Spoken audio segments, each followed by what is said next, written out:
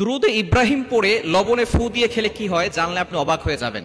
আমরা কিন্তু অনেকেই বর্তমান সময়ের ভিতরে সবচেয়ে বড় সমস্যা জাদুর সমস্যা, ব্ল্যাক ম্যাজিক, জাদুটোনা, কুফরি কালাম আমাদেরকে ঘিরে ধরেছে। আমাদের আশেপাশের মানুষরাই এই ব্ল্যাক ম্যাজিক, জাদুটোনা, কুফরি কালাম করছে। এর ক্ষেত্রে কিন্তু আপনি এই দুরুদে ইব্রাহিমের চমৎকার একটি আমল করে যদি আপনি আমলটি নিয়মিত 11 দিন করতে পারেন, দেখবেন আপনার জাদু কেটে যাওয়ার সম্ভাবনা রয়েছে এবং জাদু করে আপনাকে কেউ ক্ষতি করতে পারবে না। খুবই চমৎকার একটি বিষয়। এই দুরুদের ফজিলত কিন্তু অনেক বেশি। নবীজি সাল্লাল্লাহু আলাইহি সাল্লামের প্রতি যে ব্যক্তি একবার দুরুদ পাঠ করবে, আল্লাহ পাক রব্বুল আলামিন তার উপরে 10 বার রহমত নাজিল করবেন।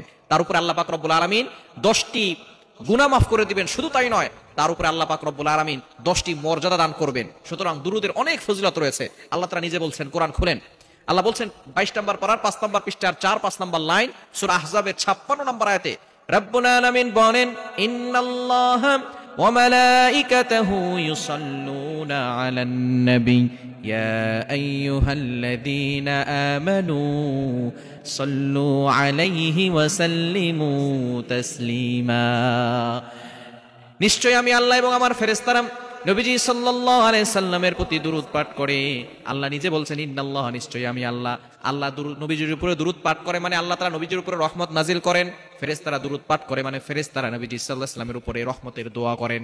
এজন্য আল্লাহ বলছেন, ইয়া আইয়ুহাল্লাযীনা আমানু, ও ইউ হ্যাভ বিলিভার্স, ঈমানদারগণ, সাল্লু আলাইহি ওয়া সাল্লিমু তাসলিমা, তোমরাও নবীজির উপরে দুরূদ পাঠ করো। নবী সাল্লাল্লাহু আলাইহি সাল্লামের উপরে দুরূদ পাঠ করা অত্যন্ত ফজিলতপূর্ণ একটি বিষয়। বর্তমান জাদুটোনা, কুফরি কালাম আমাদের সমাজে অনেক বেশি হয়ে যাচ্ছে। এটা থেকে বাঁচার জন্য জাদুটাকে কাটতে হবে। এটা কাটার জন্য আপনি দৈনিক 5 ওয়াক্ত নামাজের পরে ফজরের নামাজ অবশ্যই পড়বেন এবং 5 ওয়াক্ত নামাজ অবশ্যই জামাতের সাথে পড়ার চেষ্টা করবেন এবং মা বোনরা ঘরে পড়ার চেষ্টা করবেন। 5 ওয়াক্ত নামাজের পরে, বিশেষ করে ফজরের নামাজের পরে আপনি আমলটি করবেন। দুরূদ শরীফ, প্রথমে ইস্তেগফার পড়বেন 3 বার, এরপরে দুরূদ শরীফ পড়বেন 3 বার, এরপরে আয়াতুল কুরসি পড়বেন 1 বার, তারপরে সূরা ইখলাস পড়বেন 3 বার, সূরা ফালাক পড়বেন 3 বার, সূরা নাস পড়বেন 3 বার। পড়ে এরপরে আপনি সামান্য পরিমাণ লবণ নেবেন। লবণটা অল্প নেবেন, যতটুকু আপনি খেতে পারবেন অল্প নিয়ে সেটার ভিতরে আপনি ফু দিবেন। ফু দিয়ে এটা আপনি ওই লবণটা আপনি খেয়ে ফেলবেন যতটুকু আপনি খেতে পারবেন। এটা ফজর নামাজের পরে করবেন আর রাতে ঘুমানোর আগে করবেন। এই 2 বেলা আমল করবেন, ফজর নামাজের পরে আর রাতে ঘুমানোর আগে।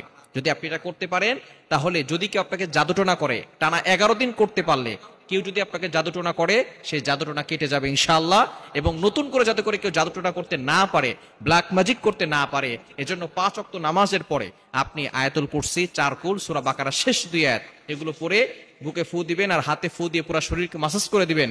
আল্লাহ পাক রব্বুল আলামিন আপনাকে সকল বিপদ আপদ থেকে হেফাজত করবেন এবং এই জাদুটোনা, কুফরি কালাম থেকে আল্লাহ তাআলা আপনাকে মুক্তির ব্যবস্থা করে দিবেন।